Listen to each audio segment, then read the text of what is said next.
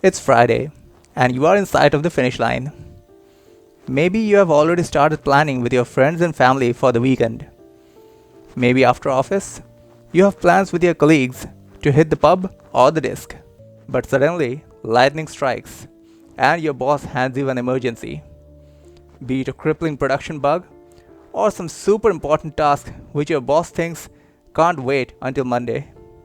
If you are lucky, which let's be honest you won't be, the task or bug would be a simple one, and you can complete it in half an hour to an hour. But in most cases, you will be asked to stay back after office hours to complete addressing the issue, and then only you will have permission to leave the office premises. Worse still, you may be asked to work over the weekend also. You can only watch in despair as all your plans crash and burn to the ground and you feel depressed. What can you do in these situations? Let's find out. Let's be honest, we all have had bosses like this in one point of time in our career or other. You know, the ones who like to see their subordinates suffer and derive a sort of sadistic pleasure from their suffering. And the most satisfying kick they get is when they can see the excitement for the weekend go out of the subordinates' eyes when they sentence them to life imprisonment. I'm just kidding, but at least imprisonment over the weekend, which in any case would seem like life imprisonment only to you, since you will have to face long week afterwards also. So what exactly can we do about such situations? If you are honest, not much. Thanks very much for joining me. Wait. Did you really believe that? While it's true that you cannot do much in those situations, as you are not in a position of power to influence others' decisions, it's also true that you should let it be known in the organization that you are being subjected to such malpractices. Because this is malpractice, to regularly ask an employee to stretch beyond office hours, and that also without paying additional overtime as compensation. While it's perfectly okay and even required of you to stretch yourself during crunch times, like during a product launch or a critical failure, this should never ever become a regular fixture to be executed upon the whims of your boss.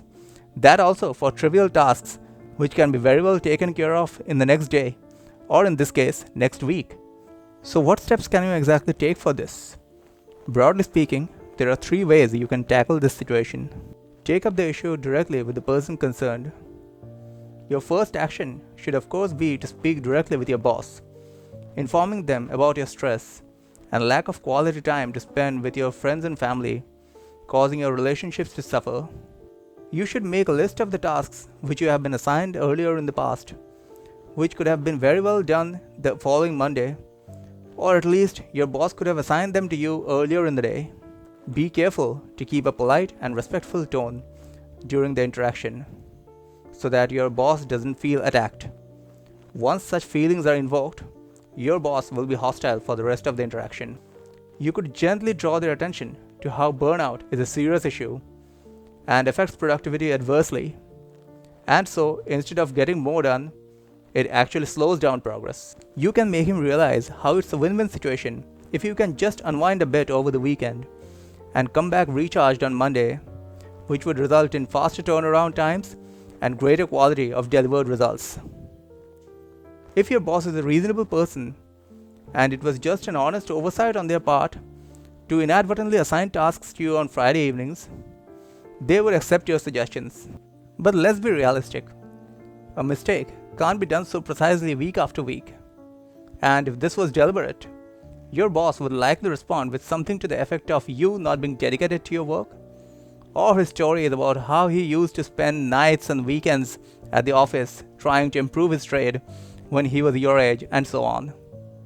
Worse, he might now issue you a warning that if you wasted his time again with such foolish requests, he would either reduce your paycheck or ratings, or outright fire you and replace you with someone more grateful to have such a well-paying job. So what can you do next in such cases? Escalate the issue to higher authority. If all the previous steps have failed and your boss remains as stubborn as ever, you might not have any choice left but to escalate the issue to higher authority, which in simple words means the boss of your boss. Maybe your boss is now retaliating also in response to your pushback and being doubly harsh on you. So that leaves the only option to bring the conflict to light in front of their boss and ask them to intervene after making the same effort to explain to them what personal hardships you are facing in your life as you did with your boss in the first place. If that person is more reasonable on account of being in a higher position and quite possibly having more experience managing people, perhaps they will be empathetic towards your cause and bring the malpractice to a stop. Or they may offer you a change of project or department where you won't have to work for that person any longer.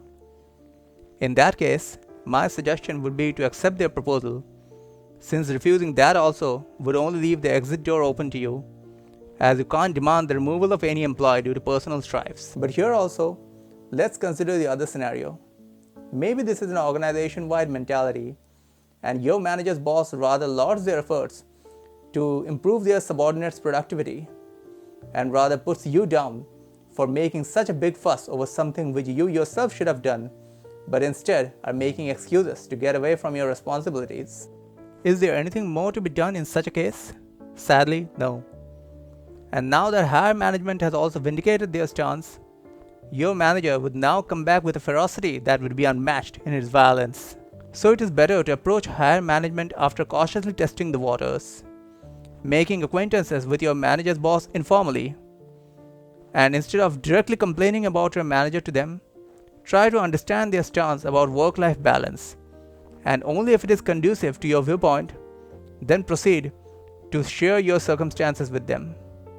But if you understand that they also believe that work should be the only purpose in your life, then go back silently to your life, by which I mean your cubicle, and never complain again. I'm kidding.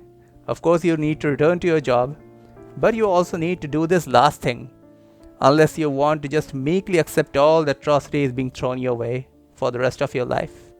Start looking for greener pastures. Start looking for opportunities elsewhere also on the side. Research those workplaces before you apply to check if they also have similar toxic work environments. Once you find a favorable opportunity, jump ship at the first chance. The look on your manager's face when you give him your notice would be a sight to cherish. Trust me, I have first-hand experience myself. But that is a story for another day. So what is the lesson here? Of course, we need to do your job with dedication. There is no question about it. If you consider the question of quiet quitting as has become the trend nowadays, I'm in two minds about it, and maybe I'll make a video on it later also.